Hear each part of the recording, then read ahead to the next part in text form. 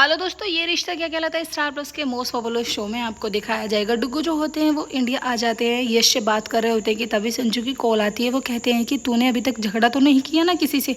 संजू से बात कर रहे होते हैं कि फिर उसके बाद अपनी नानी के घर पे मिलने के लिए जाते हैं भाभी माँ के साथ। भाभी माँ जो होती हैं वहाँ सीधे मुँह किसी से बात नहीं करती हैं, कहती हैं कि मुझे जाना होगा क्योंकि दादाजी की जो डेथ एनिवर्सरी होती है वो होती है। उसके बाद डुग्गू जो होते हैं वहाँ परिवार में सभी से बात करते हैं, कहते हैं कि नानी आपकी आदत नहीं बदलेगी, आप हमेशा से यही कहती आई हो कि अरे थोड़ी सी देर और रुक जाओ ना, थोड़ी टाइम और बिता लो हमारे यहाँ पर। आपके यहाँ पर कितने भी दिन रुक जाएं हम, लेकिन आपको हमेशा थोड़ा ही लगता है।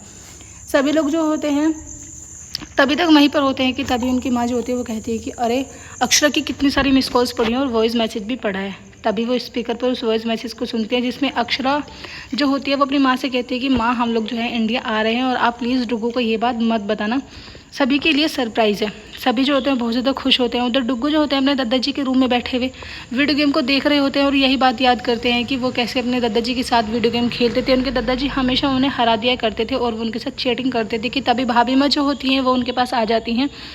भाभी माँ इमोशनली हो जाती हैं, कहती हैं कि चल ये तू मुझे अपनी सांप सीढ़ी का गेम खिला, मैं तेरे साथ खेलती हूँ, तो तेरे दादाजी की कमी जो है वो महसूस नहीं होगी। उधर आप देखेंगे भाभी माँ जो होती हैं राजपन्ना और परिवार वाले सभी पूजा कर रहे होते हैं कि तभी उनके पास डुग्गू आते हैं, कहते हैं कि सभी जो होते हैं वो अक्षरा के वेलकम की तैयारी कर रहे होते हैं। सभी जो खाना वगैरह बनता है सब अक्षरा की पसंद का ही बनता है। कोई आलू पूरी बनाता है, कोई छोले चावल और तो कोई गोलगप्पे बनाता है। उधर आप देखेंगे सभी परिवार वाले जो होते हैं बस यही बात का ध्यान रखते हैं कि कहीं हमारे घर से बात जो है बाहर लीक ना हो जाए। अनन्या जो होती है वो कहती हैं कि ठीक है मैं तो किसी को नहीं बताऊंगी, लेकिन आप अपने छोटू को समझा लेना।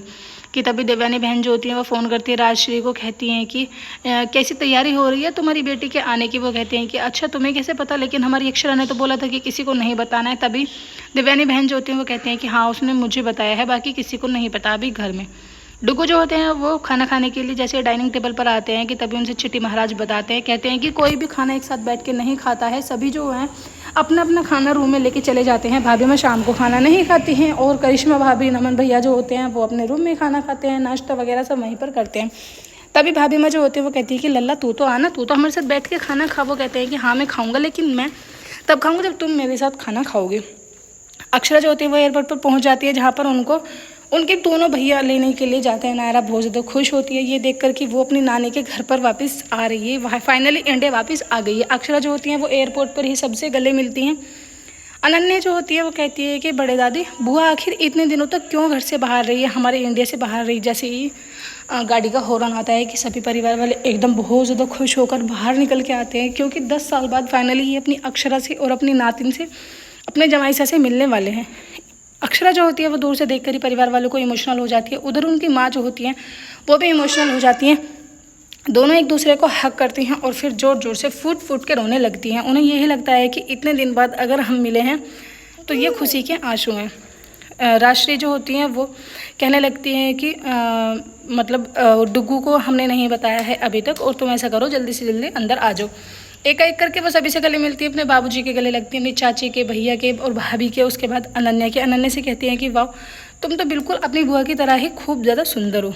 सभी जो होते हैं दरवाजे पर खड़े होकर ही बात करते हैं, लेकिन अक्षरा के मन में क्या चल रहा होता है ये भी किसी को नहीं पता होता है। जैसे ही राजश्री उनके वेलकम का सामान मंगवाती हैं और उनकी आरती वगैरह करती हैं कि तभी अक्षरा जो होती है वो कहती हैं कि माँ इस घर में मैं नहीं आ सकती क्योंकि मेरा घर तो कहीं और है ना, पहले मुझे वहाँ जाना होगा। तभी उनकी माँ कहती हैं कि बेटा वहाँ कैसे जाएगी और किस फेस से तो उनका सामना करेगी।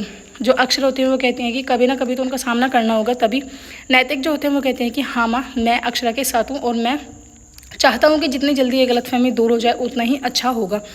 खैर अक्षरा जो होती है वो अंदर रूम में नहीं, मकान में नहीं चाहती है। उसके बाद वो वहाँ से अपने घर के लिए निकल जाती है, अपनी ससुराल के लिए। एपिसोड की एंडिंग तो ऐसी हो गया, आने वाले एपिसोड्स में आपको दिखाया जाएगा। अक्षरा जो होती है वो नैतिक के साथ अपने घर पहुँच जाती हैं सिंघानिया सदन में, जहाँ पर वो भाभी माँ को देखते हैं और भाभी माँ की नज़र जो होती है वो अक्षर पर पड़ जाती है।